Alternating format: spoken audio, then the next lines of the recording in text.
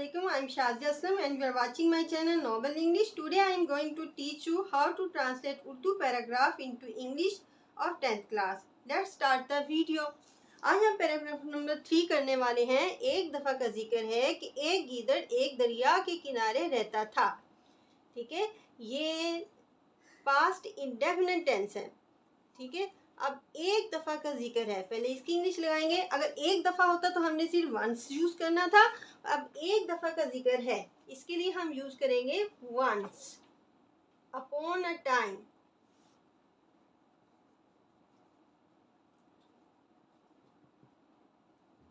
इसके बाद लगाएंगे हम कोमा।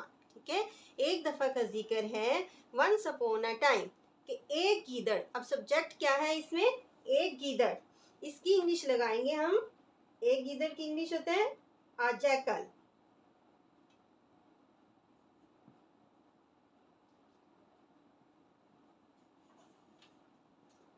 अब क्या करता था वो गीदड़? एक दरिया के किनारे रहता था। अब वर्ब लगाएंगे हम टेंस को पहचानते हुए, चूंकि पास्ट इंडेफिनिट है जिसमें सेकंड फॉर्म यूज होती है। अ जैकल लिव्ड,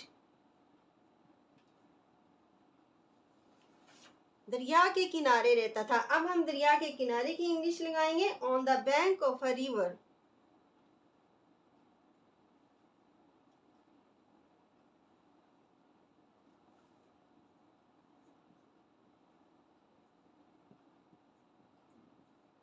अब देखिए, एक दफा का जिक्र है once upon a time comma कि एक गीदड़ एक दरिया के किनारे रहता था। A jackal lived on the bank of a river, दरिया के दूसरे किनारे पर खरबूजे के बहुत से खेत थे।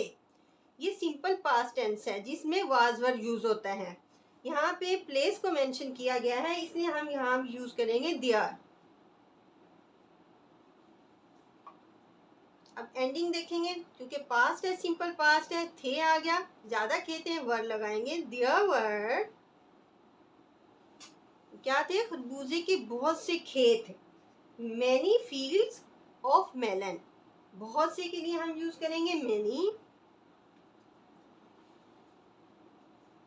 बहुत से खेत, फील्ड्स, खेत की इंग्लिश है फील्ड, ज्यादा थे इसलिए एस लगाएंगे। किसके थे बहुत से खेत? खरबूजे के लिए ऑफ यूज किया, और खरबूजे के लिए हम यूज करेंगे मेलन्स।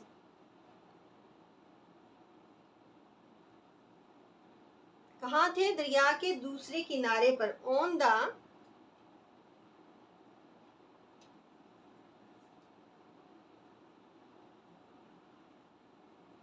अदर साइड, दरिया के दूसरे किनारे। ऑन द अदर साइड, दूसरा किनारा किसका था? दरिया का। अब का की इंग्लिश अभी मैंने बताया, का के लिए क्या यूज करते हैं? ऑफ। दरिया के लिए द रिवर। अब ये देखें, दरिया के दूसरे किनारे पर खरबूजे के बहुत से खेत थे। There were many fields of melons on the other side of the river, दरिया गहरा और चौड़ा था। ये भी सिंपल पास्ट टेंस है। ठीक है, इसमें दरिया का जिक्र सबसे पहले है, हम लिखेंगे द रिवर। सब्जेक्ट इसमें क्या है? The river. अब एंडिंग में है था। अब इसकी इंग्लिश लगाएंगे हम रिवर के बाद। सिंगुलर है नाउन, इसलिए यहाँ पे वाज आएगा। द रिवर वाज गहरा, गहरा की इंग्लिश होती है डीप। एंड की और की इंग्लिश है एंड, और चौड़ा की इंग्लिश है वाइड। ठीक है, दरिया गहरा और चौड़ा था। The river was deep and wide. गीदड़ जी भरकर खाना चाहता था। ठीक है, क्या खाना चाहता था? वो जो खरबूजे थे उन्हें खाना चाहता था गीदड़। अब सबसे पहले इसमें सब्जेक्ट क्या है? गीदड़। इसकी इंग्लिश लगाएंगे the jackal.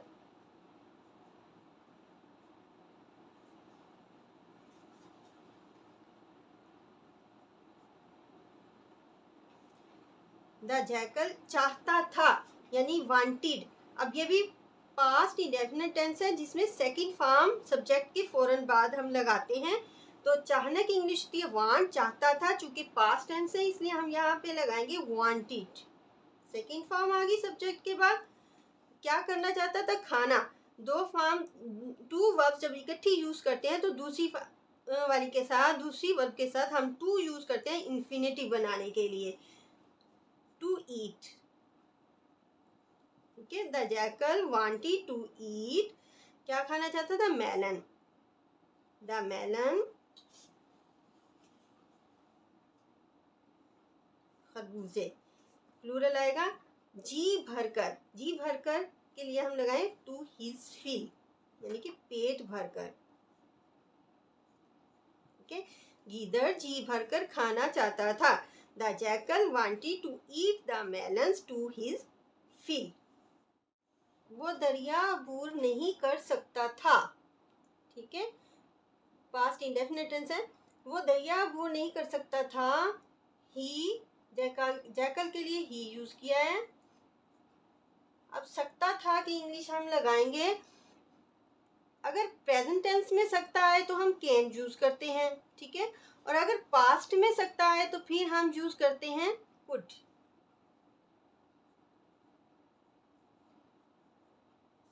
He could negative है, इसलिए कुड नॉट।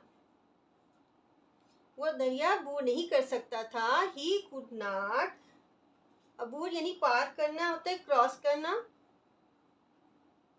किसको नहीं क्रॉस कर सकता था? द रिवर को।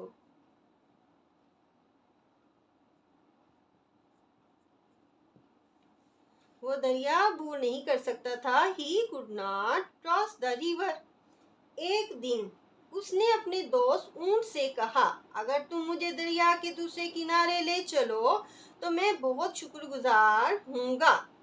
ठीक है, अब सबसे पहले हम एक दिन की इंग्लिश लिखेंगे। वन डे, कोमा लगाएंगे। उसने, किसने? जैकल ने कहा था। ही यूज करेंगे इसके लिए। वन डे ही, उसने अपने दोस्त ऊंट से कहा। पास्ट है, पास्ट इंडेफिनिट है, पास्ट में कहा है तो इसलिए हम सेड यूज करेंगे इसके लिए। कहने की इंग्लिश होती है said. One day he said, अब उसने किससे कहा था? अपने दोस्त ऊंट से। ही सेड, सेड के साथ प्रेपोजिशन आती है टू। ही सेड टू, अपने दोस्त से। ही सेड टू हिज, दोस्त की इंग्लिश है friend. He said to his friend, अपने दोस्त ऊंट से। फ्रेंड कौन सा था? कैमल। अब कोमा लगाएं। एक दिन उसने अपने दोस्त ऊंट से कहा। One day he said to his friend camel. अब इन्वर्टेड कोमास लगाएंगे। अगर तुम मुझे दरिया के दूसरे किनारे ले चलो तो मैं बहुत शुक्रगुजार हूँगा। अब पहले इसकी लगाएंगे, ये फ्यूचर में, वो फ्यूचर टेंस से गाया इसमें। मैं बहुत शुक्रगुजार हूँगा। आई shall be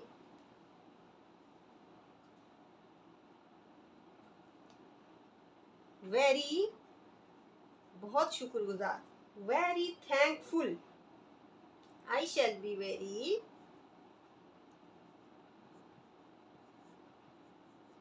thankful to you.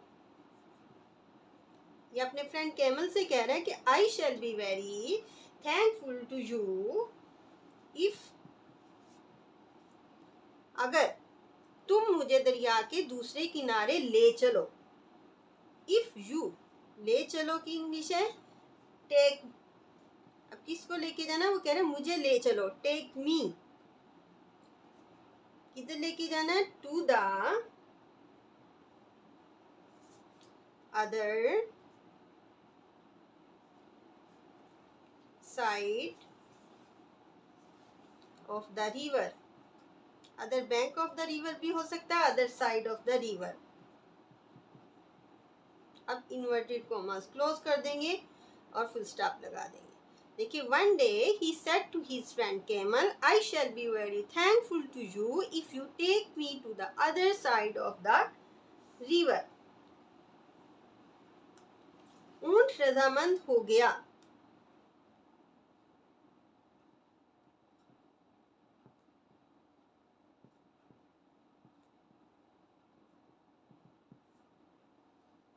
अब इसमें सब्जेक्ट क्या है? ऊंट।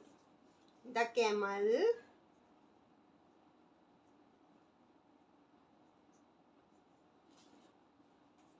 पास्ट में है, ये भी पास्ट इंडेफिनिट में है। तो रजामंद की इंग्लिश होती है एग्री। यहाँ पे हम सेकंड फॉर्म यूज करेंगे एग्री की, एग्रीड। द कैमल एग्रीड, ऊंट रजामंद हो गया। गीदड़ ऊंट की पीठ पर छलांग लगाकर चढ़ गया। गीदड़ ऊंट की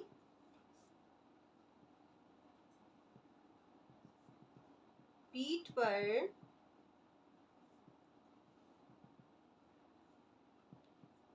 छलांग लगाकर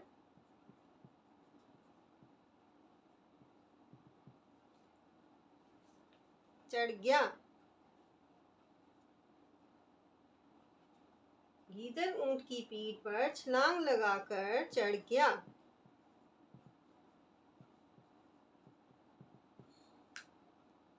अब सब्जेक्ट इसमें क्या है, स्टार्ट में आया गीदड़, इसकी इंग्लिश लगाएंगे द जैकल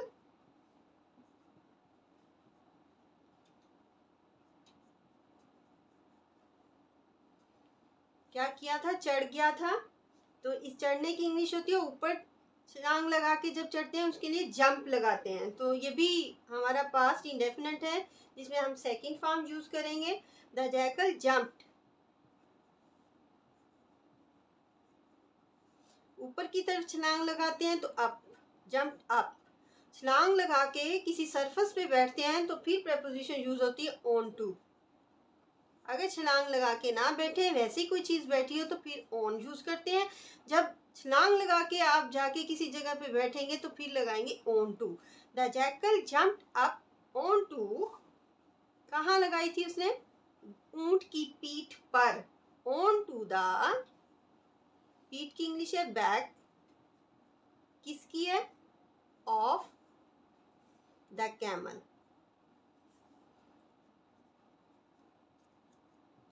गीदड़ ऊंट की पीठ पर छलांग लगाकर चढ़ गया। The jackal jumped up on to the back of the camel.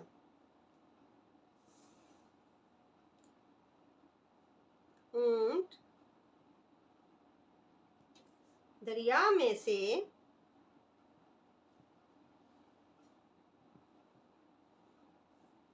चलता हुआ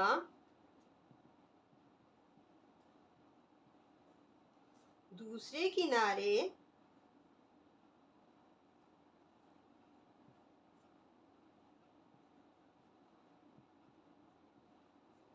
पहुंच गया।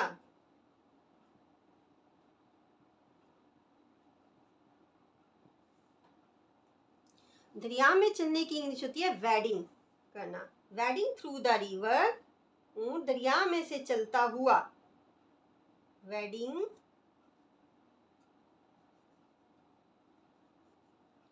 थ्रू द रिवर, कोमा दरिया में से चलता हुआ दूसरे किनारे पे पहुंच गया, ऊंट पहुंच गया। द कैमल, ये भी पास्ट इंडेफिनिट में है इसलिए सेकंड फॉर्म लगेगी। पहुंचने की इंग्लिश होती है रीच, हम यहाँ पे लगाएंगे रीच्ड। ठीक है, wedding through the river the camel reached. ऊंट दरिया में से चलता हुआ दूसरे किनारे पर पहुंच गया। Wedding through the river the camel reach the other side of the river, यानी दरिया के दूसरे किनारे पर पहुंच गया या the other bank of the river. गीदड़ खरबूजे के खेत में घुस गया और मजे से खरबूजे खाने लगा। अब यहाँ पे सब्जेक्ट क्या है, गीदड़, इसकी इंग्लिश सबसे पहले लगाएंगे द जैकल। क्या करने लगा था वो, पहले खरबूजे के खेत में घुस गया, पास्ट इंडेफिनिट है इसलिए सेकंड फॉर्म यूज करेंगे। घुसने की इंग्लिश होती है एंटर्ड। कहाँ घुसा था, खरबूजे के खेत में। एंटर के साथ कभी भी कोई प्रेपोजिशन नहीं लगाते। एंटर का मतलब ही होता है किसी चीज के अंदर घुस जाना। Enter the melon